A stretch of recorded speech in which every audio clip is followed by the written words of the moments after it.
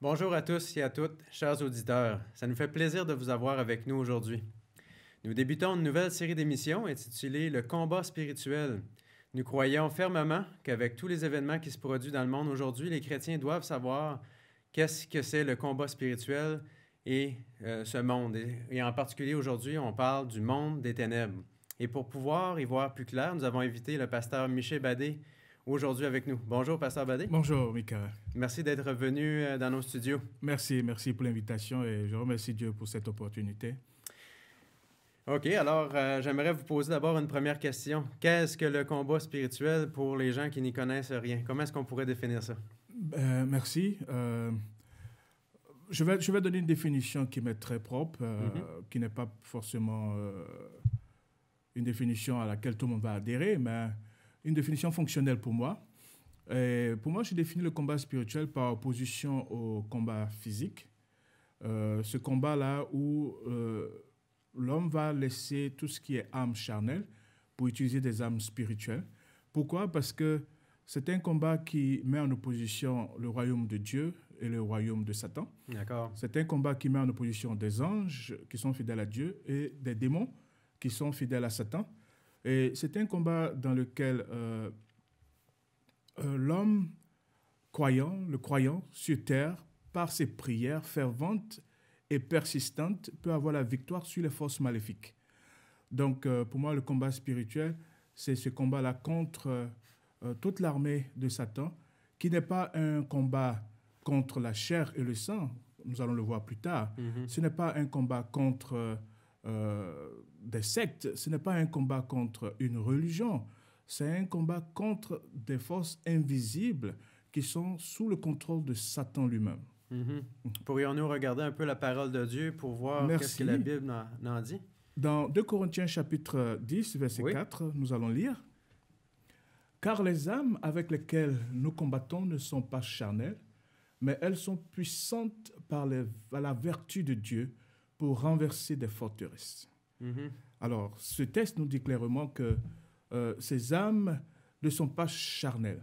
Et c'est pourquoi Éphésiens 6, versets 10 à 12 nous dit « Au reste, fortifiez-vous dans le Seigneur et par sa force toute puissante, revêtez-vous de toutes les armes de Dieu afin de pouvoir tenir ferme contre les ruses du diable, car nous n'avons pas à lutter contre la chair et le sang, mais contre les dominations, contre les autorités, contre les princes de ce monde de ténèbres, contre les esprits méchants dans les lieux célestes. » Et c'est ça le combat spirituel.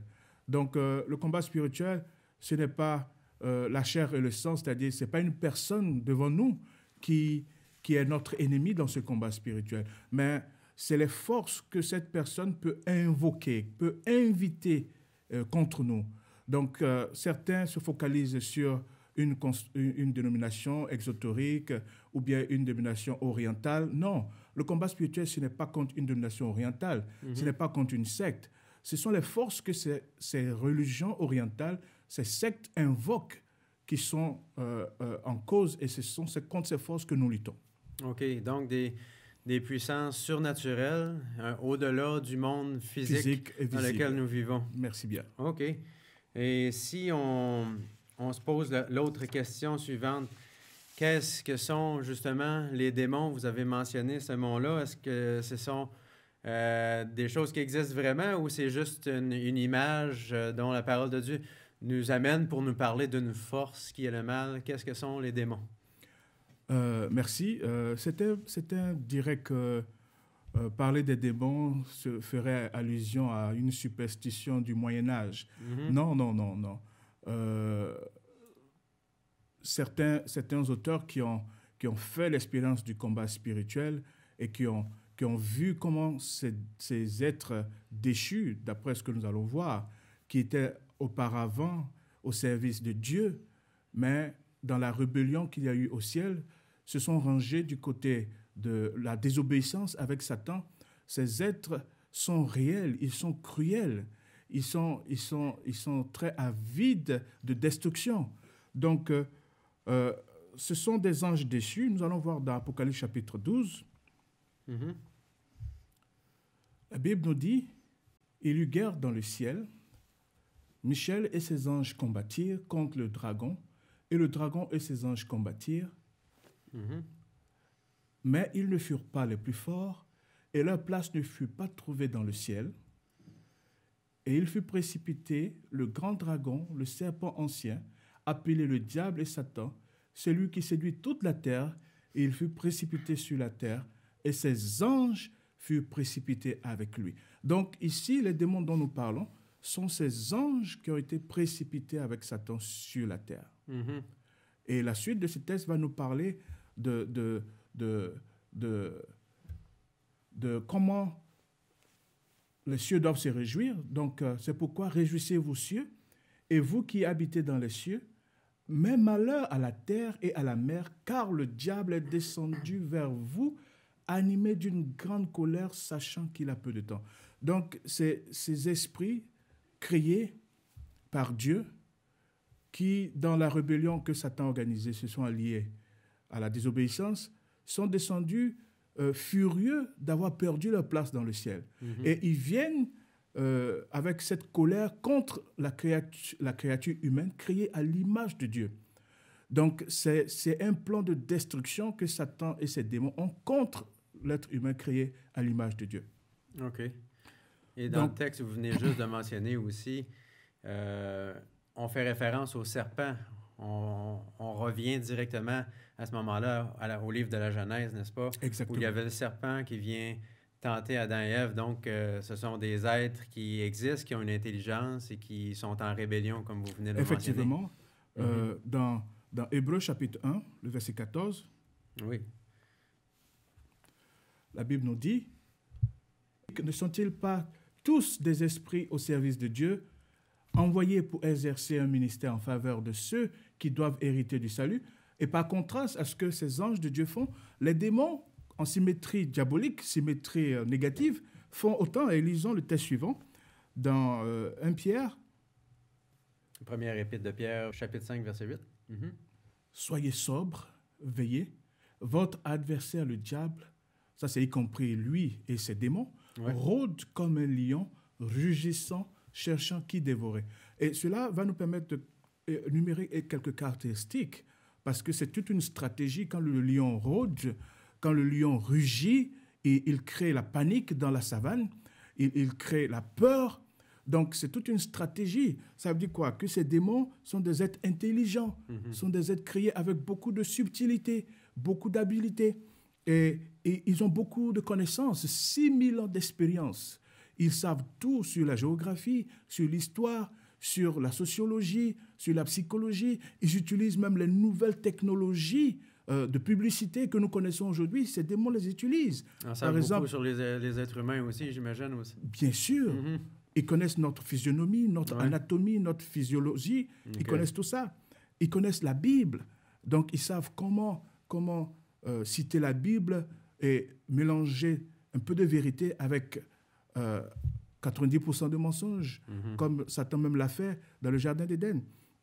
Donc, ces démons ont une connaissance surnaturelle que nous, les hommes, nous n'avons pas. Ces démons peuvent pervertir la parole de Dieu. Ils peuvent citer des textes hors contexte. Donc, si on revient au combat spirituel, dans bien des domaines dans la vie, il y a des extrêmes. Il y a des gens qui sont extrémistes, si on peut dire, dans notre monde aussi. Est-ce qu'il n'y a pas des extrêmes dans le combat spirituel qui sont à éviter pour un chrétien pour demeurer, si on veut dire, au bon endroit, en équilibre? Merci. Je vais répondre à cette question en citant deux extrêmes selon deux cultures différentes. OK. La première culture, c'est la culture occidentale avec la Révolution française, avec le monde plus cartésien où tout ce qui n'existe pas, tout ce qui n'est pas prouvé scientifiquement n'existe pas. Donc, il y a ce monde-là où aujourd'hui, la croyance envers le surnaturel est un peu repoussée. Certains prennent ça comme de la superstition, Alors, donc, il y a un premier groupe qui ne croit plus en ces choses, qui ne croit plus en l'existence ontologique des mauvais esprits, à un Satan qui est personnel, à des démons qui sont personnels, qui ont des caractéristiques, qui ont des attributs. Donc, il y a ce groupe.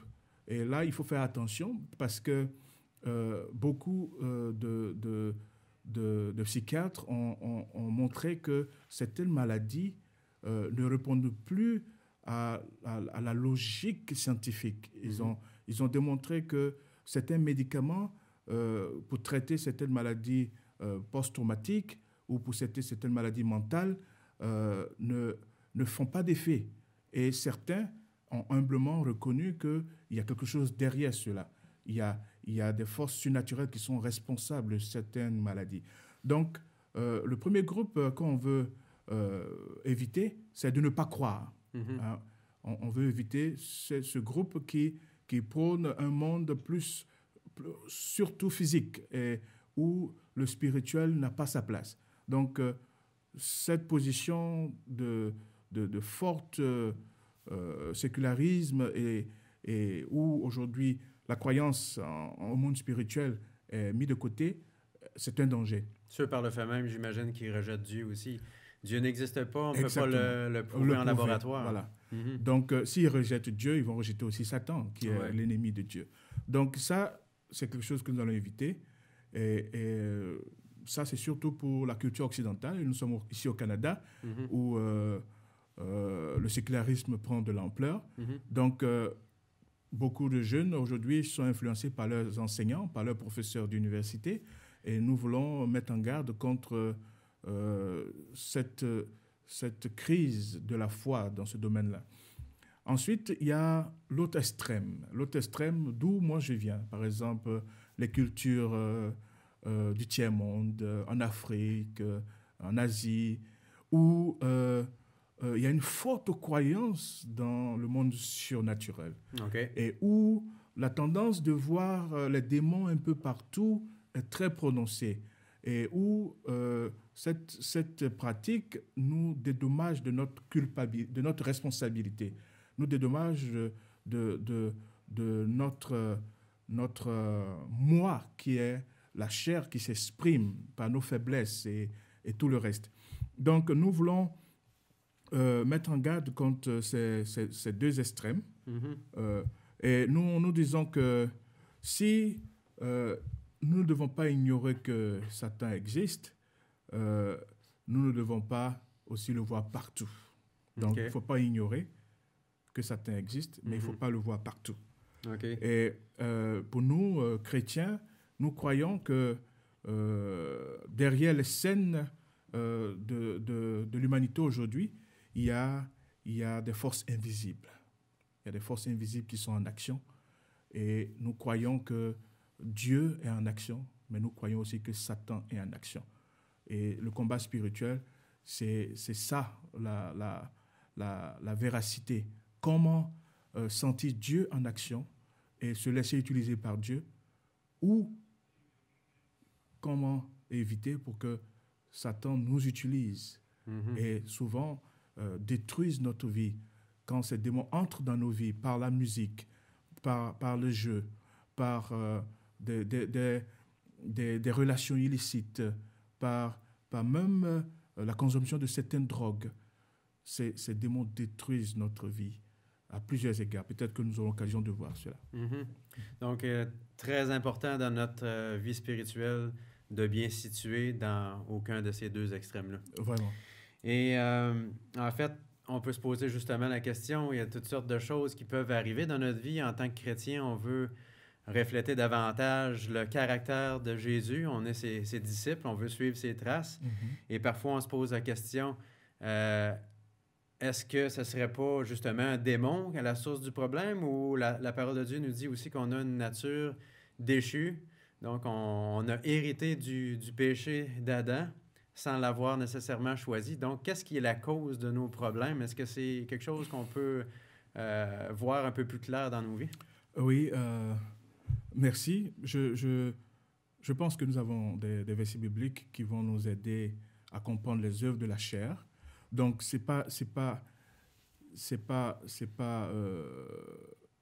je dirais que nous ne devons pas voir des démons dans toutes les déviations que nous avons. Nous avons aussi les faiblesses de la chair. Mhm. Et nous allons voir, par exemple, dans Romains chapitre 6, le verset 6, Oui. que sachant que notre vieil homme a été crucifié avec lui, afin que le corps du péché fût détruit, pour que nous ne soyons plus esclaves du péché. Vous voyez? Donc, premièrement, ça doit être une prière. Seigneur, détruis ce vieil homme en moi. Je disais tantôt que le combat spirituel, c'est quand les chrétiens, les croyants prient pour avoir la victoire sur les forces maléfiques. Mhm. Donc, il y a un auteur qui a dit que l'action des démons, c'est de amplifier nos faiblesses. Mhm. Donc, toutes les faiblesses que nous avons, les démons vont se plaire à amplifier ces faiblesses. Ils vont se servir des Ils vont se faiblesses servir de l'être ces humain. faiblesses des êtres humains. OK. Donc, ça, c'est une prière. Donc, le Et- vieil homme là-dedans n'a rien à voir avec le démon en Non, tant que tel. non, C'est non, une non. guerre contre soi-même. Si vous naissez dans une Mhm. famille alcoolique, le père qui boit beaucoup, moi, par exemple, j'ai grandi en voyant mon père être souvent ivre. Mhm. C'est vrai, moi, je n'ai pas copié cela, mais mon jeune frère, après moi, a copié cela. OK. Donc, la tendance pour les enfants d'imiter leurs parents. Et la science montre que quand une grossesse est conçue avec un taux d'alcoolie très élevé, ou bien on dit alcoolémie, Un taux d'alcool, oui. ouais, taux d'alcool très élevé, Mhm. l'enfant qui va naître est influencé d'une manière. Mhm. Il y a beaucoup d'autres aspects culturels qui peuvent jouer dans la formation de notre caractère. Ouais. Et tout ça, ça se développe quand nous grandissons et ça fait partie de notre nature pécheresse. Mhm. Ça fait partie des déviations, des inclinations que naturellement nous développons en grandissant. La colère, la violence dans la famille, tout ça, les démons vont se servir de cela. Il Donc, exploite. nous Mhm. devons prier OK. et ça, c'est le début du combat spirituel. Nous devons D'accord. prier contre chaque faiblesse que nous ressentons dans notre trait de caractère. Et Dieu a le pouvoir de le crucifier à la croix. Au nom de Jésus-Christ. Amen. OK, c'est une bonne nouvelle. Est-ce qu'il y a un autre texte que vous aimeriez regarder justement par rapport à ce combat-là Oui, personnel? il y a un autre texte dans Galates chapitre 5. Au verset, le verset 24. 24. Oui. Ceux qui sont à Jésus-Christ ont crucifié la chair avec ses passions et ses désirs. Et pour moi, ça a été extraordinaire de découvrir cette facette dans le combat spirituel. Prier spécialement contre tout ce que les démons peuvent exploiter dans notre faiblesse. On fait la liste de ces faiblesses et on dit au Seigneur Jésus de les crucifier à la croix, c'est-à-dire de détruire ses vices, de détruire ses faiblesses dans notre caractère et de nous donner la victoire. Donc ceux qui sont à Jésus-Christ ont crucifié la chair avec ses passions et ses désirs. Ça, c'est la prière que nous devons faire chaque jour. Seigneur, crucifie ma passion, mon intempérance, ma colère, ma jalousie. Crucifie mon orgueil. Crucifie tout ce qu'on peut citer comme faiblesses qui sont énumérées Donc, dans il faut les Galates chapitre 5. confesser à Dieu d'une façon claire, Exactement. nommer ces choses-là. Il faut les nommer. Mhm. Dans le combat spirituel, c'est très important Mhm. parce que nous n'avons pas à lutter contre la chair et le sang. Il ne faut pas juste penser la faiblesse, il faut nommer la faiblesse. Il faut dire, j'ai, Seigneur, besoin que tu me donnes la victoire sur l'intempérance, Mhm. sur la colère, sur la jalousie, sur l'orgueil. Et il faut le dire avec persistance et persévérance. OK. Et ce que j'aime aussi dans ce verset-là qu'on vient de lire, c'est ceux qui sont à Jésus. Donc, il y a une notion d'appartenance. Lorsqu'on entre dans ce processus-là, on se donne à lui. Et à partir du moment où on lui appartient, c'est Dieu qui va justement faire cette action-là qu'on peut dire surnaturelle. Comment est-ce que Dieu peut nous donner victoire sur des choses comme ça lorsque quelqu'un a toujours été impatient et qui devient doux dans ses relations avec les autres? C'est quelque chose d'extraordinaire de constater qu'est-ce que Dieu peut faire. Amen, amen. Mhm. Et c'est en cela il n'y a pas de neutralité dans le combat spirituel. On est soit avec Dieu ou on est soit avec Satan. Il n'y a pas quelqu'un qui va dire, moi je suis au milieu. Non, Dieu a besoin de notre cœur à 100%, de notre corps à 100%, de notre esprit à 100%. Et cette notion d'appartenance, Dieu y tient. Dieu y tient vraiment. Et Pasteur Badé, pour ces gens qui nous écoutent, qui ont peut-être justement des combats spirituels, qui vivent justement cette force du mal et du bien, qui veulent avoir la première place, quel conseil est-ce qu'on peut leur donner aujourd'hui pour les aider à s'en sortir? Quel est le remède, si on veut, pour eux aujourd'hui, un encouragement? Merci. Nous allons avoir 2 réponses. OK. Premièrement, il faut le discernement pour savoir si ces personnes sont juste sous l'influence de la chair. Oui. Si ce sont juste des faiblesses qui sont en train de se manifester. Et nous prions avec ces personnes, nous les encourageons à faire des jeûnes, nous les encourageons à aller dans des groupes de prière, des camps de retraite. Et s'il n'y a pas de victoire, on passe à la 2e phase, et c'est pour voir si ces gens ne sont pas possédés. Parce que si ces gens sont possédés, quelle que soit leur bonne volonté, si les esprits ne sont pas chassés hors de leur corps, si les esprits ne sont pas au nom de Jésus expulsés de leur corps, leur bonne volonté ne suffiront pas à avoir la victoire, à obtenir ce changement. Donc, vous avez une première étape d'évaluation de la situation. Et ensuite de ça, vous allez à... Nous passons à la force de la délivrance au nom de Jésus-Christ. Et clairement, Jésus-Christ, si Jésus vient s'installer, on voit la puissance des 2 forces. Jésus-Christ est toujours vainqueur. Ça, c'est une bonne nouvelle. Par la grâce de Dieu. Ouais. Et ça, c'est une très bonne nouvelle. Mais nous verrons plus tard que certains de ces esprits réussissent à nous berner en faisant une double cohabitation. Okay. Donc, il y a certains qui pensent avoir accepté Jésus-Christ, sont au service de Jésus, mais ne savent pas qu'ils ont des démons qui résident en eux. Donc, ça peut très bien être un membre d'église, un ancien, fidèle, un pasteur. OK. Donc, il y a la limite qui n'est pas souvent très nette. Et c'est pourquoi on parle de discernement. Et c'est pourquoi le don de discerner les esprits est très important. Parce que, regardez par exemple, tout ce temps où Judas était avec Jésus, regardez par exemple Pierre dans Matthieu chapitre 26, ce qu'il disait, il ne savait pas à cet instant précis que Satan était en train de l'influencer. Oui, tout à fait. Donc, Satan a dû être reprimé quand Jésus a dit Pierre, ce que tu dis ne vient pas de toi, arrière de moi, Satan. Donc, il faut savoir à quel moment c'est la chair et à quel moment Satan ou les démons sont en train de prendre le dessus pour reprimer le mauvais esprit et le chasser au nom de Jésus-Christ. OK. Et lorsqu'on invoque le nom de Jésus, et c'est là qu'on voit des délivrances extraordinaires, je suis sûr que vous avez rencontré des gens qui ont retrouvé la joie, la paix, alors qu'ils vivaient des moments terribles dans leur vie. Je ne sais pas si vous pourriez partager un court témoignage par rapport à ça. J'ai connu dans mon ministère depuis 25 ans des centaines de délivrances. OK. L'une qui m'a marqué tout récemment, il y a 2 semaines, j'étais dans une église en train de prier et une dame vient vers moi et me dit « Pasteur Badé, je suis un peu connu pour le combat spirituel.